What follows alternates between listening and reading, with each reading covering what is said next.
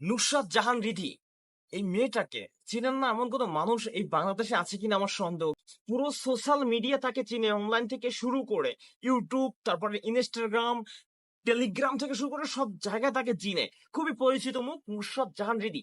তার জীবনের সাথে ঘটে গেছে খুবই মর্মান্তিক একটি ঘটনা। এই ঘটনার সাক্ষীটা সে কেন হয়েছে? সে একমাত্র একটা ছেলেকে বিশ্বাস করেছিল, যে ছেলেটা তার বিশ্বাসের মর্যাদাটা রাখতে পারেনি। তবে সেই নুসরাত জাহান রিধিকে বলতে চাই, তুমি বিশ্বাস করে ধোঁকা খেয়েছো। তুমি যদি আরেকবার বিশ্বাস করো, আমি তোমাকে কথা দিলাম, এই বিশ্বাসের অমর্যাদা হবে না। তবে এই বিশ্বাসের মাঝে কিছু কন্ডিশন আছে, কিছু শর্ত আছে। সেই শর্তগুলো যদি তুমি মানতে পারো, তোমার বিশ্বাসের অমর্যাদা হবে না। আমি তোমাকে বলতে চাই, তুমি যদি ভিডিও করা বন্ধ করে দিতে পারো, বা তুমি সোশ্যাল মিডিয়া থেকে কোনো ধরনের যোগাযোগ রাখবে না, আমি তোমাকে কথা দিলাম, আমি তোমাকে নিজের জীবন সঙ্গী করে নিব। এখন অনেকেই আমাকে নিয়ে কথা বলবেন, হ্যাঁ ভাই, কথা বলতেই পারেন, কারণ আপনাদের কথা বলার অধিকার আছে। ভাই, একটা কথা মাথায় রাখবেন, পতিতালয়ের মেয়েরাও কিন্তু ভালো হয় যদি সে ভালো পর্যায়ে আপনি তাকে রাখতে পারেন।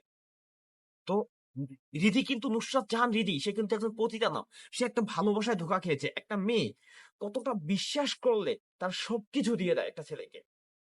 সে বিশ্বাস করেছিল, কিন্তু সে বিশ্বাসের মর্যাদাটা সেই ছেলেটি রাখতে পারেনি। কিভাবে রাখবে ভাই? ছেলেটি একটা বেধর্মী ছিল, যার ভিতরে তার তো শুধু টাকার নেশা ছিল। সে তো রিধির কাছ থেকে টাকা ইনকাম করবে, তার শরীরটার প্রতি তার কাজ করছিল। ভালোবাসাটা তার ভিতরে ছিল না, সেটা ছিল আবেগ। সে তো একটাই, রিধির নিজের মুখ থেকে শুনেছি, সে তো অনেক মেয়ের সাথে কথা বলে। তো আসলে সে কোনো মেয়েকে সত্যিকারের ভালোবাসে না, শুধু তাদের শরীরটাকেই সে ভালোবাসতো, আর টাকা, দুনিয়া সে টাকাই চিনছিল।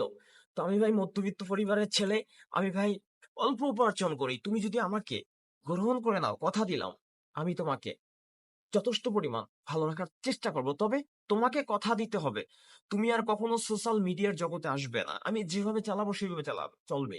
কিন্তু আমিও তোমাকে কথা দিলাম, আমি তোমাকে এমন কোনো ভাবে চালানোর চেষ্টা করব না যেখান থেকে তোমার স্বাধীনতার হরণ হবে। হ্যাঁ, হয়তো বাইরে একটু বের হতে পারবে না, কারণ তোমার নিজেই বুঝো তোমার বাইরে বের হলে এখন তোমার কি হবে। সোশ্যাল মিডিয়ায় তুমি আসবে না, কথা দাও, তাহলে তোমাকে আমি গ্রহণ করে নিব। কমেন্ট বক্সে নক দাও বা মেসেঞ্জারে কথা বলো। কাগজে কলমে নিজের করে নিব, আপন করে নিব। শুধু তোমাকে কথা দিতে হবে, তুমি কখনো সোশ্যাল মিডিয়ায় আসবে না। এই অনলাইন জগৎ থেকে তুমি একদম বেরিয়ে যাবে।